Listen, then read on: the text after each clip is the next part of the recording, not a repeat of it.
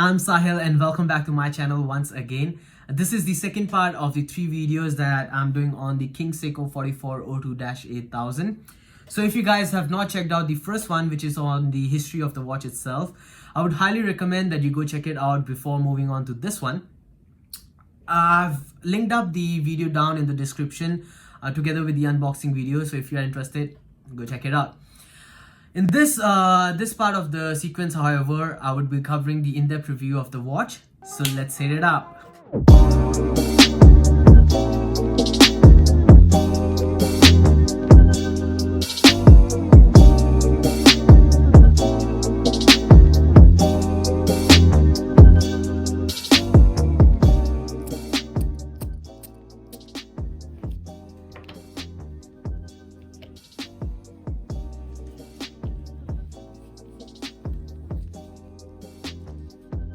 Like always, let's get through the dimensions quickly.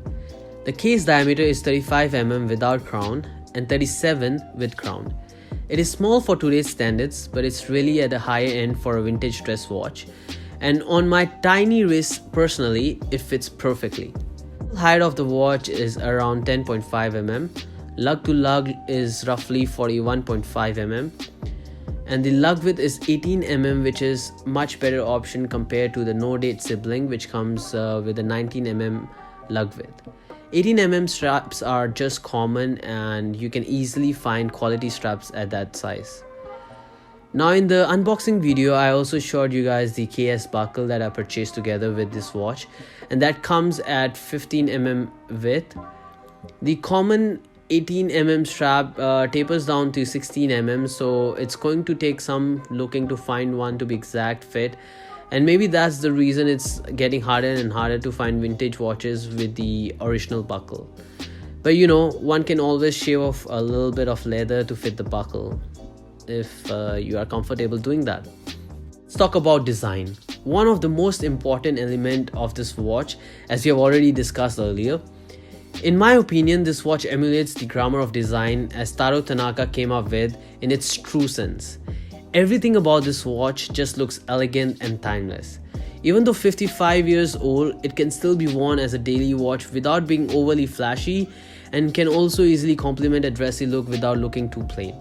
Dial comes in this neutral silver color with this light sunburst design for the keen eyes that care to look.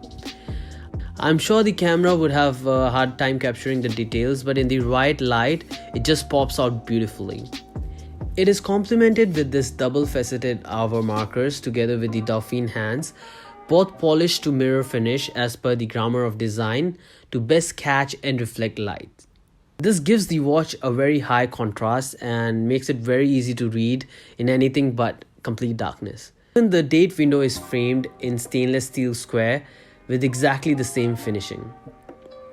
The thick lug has the masculine look with the sharp angles and cuts, and it just smooths out to the case. The crown is really compact and is signed with SW, probably stands for Seiko and waterproof. And then we go to the case back. It's a screw-in case back with a horseshoe engraving of the model number, the case material, SS for stainless steel. This watch also comes in a gold-plated version. And then lastly, the waterproof. Not sure how much it is rated though, and you shouldn't even try to test a vintage watch for its waterproofness. At the bottom here, we have the serial number, which tells us the build year and month. Since it's known it was built in the 1960s, that together with the first number tells us the year, so 1965 in this case.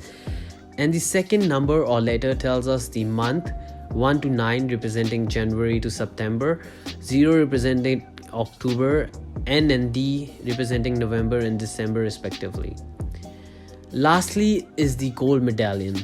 Now this is really interesting. The 44KS comes with 3 different variations in the medallion according to the year of build. The plain Seiko logo with the Chinese lightning bolt, the KS initials, and the earliest of the bunch that I have here, the Swiss shield with a crown in the middle representing the king.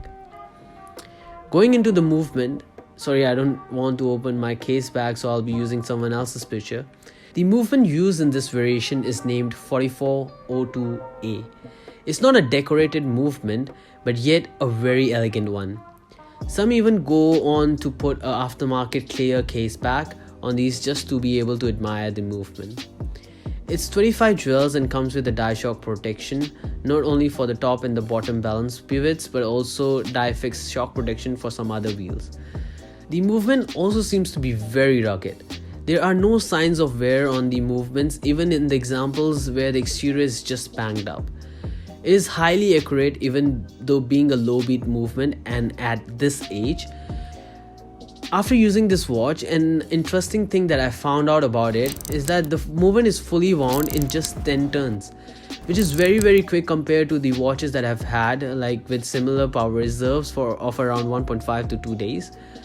The date is quick set and actually can be set in both increasing and decreasing order, which is very useful if you find yourself adjusting the date often. So to summarize everything, there are these few things that are going on for this watch that I really find interesting. Firstly, it comes from one of the most influential and important brands in horology. Secondly, it's a King Seiko and there will be no modern variants of it. It's not gonna come back, it's just gone.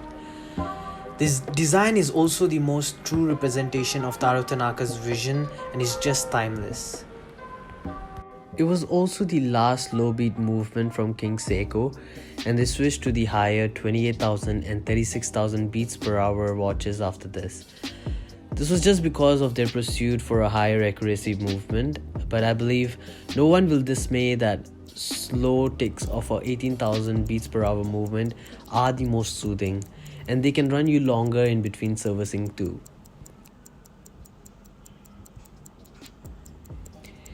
The size of the watch is also very decent for a vintage watch, as I mentioned, and it's awesome for anyone from 6-inch wrist to up to I think 7.5-inch wrist. Now, given the prices at which Grand Seikos are selling at, I believe that is just a steal. These watches are very similar to Grand Seiko in terms of quality, design, the craftsmanship. Every aspect of it is very similar, and they are just half the price. So I believe anybody who is into vintage watches and is new to vintage watches should at least consider these watches once. And yeah, with that we have come to the end of this part of the segment as well. Guys, next time and explain to you how I got my hands on this watch, and until then, ciao.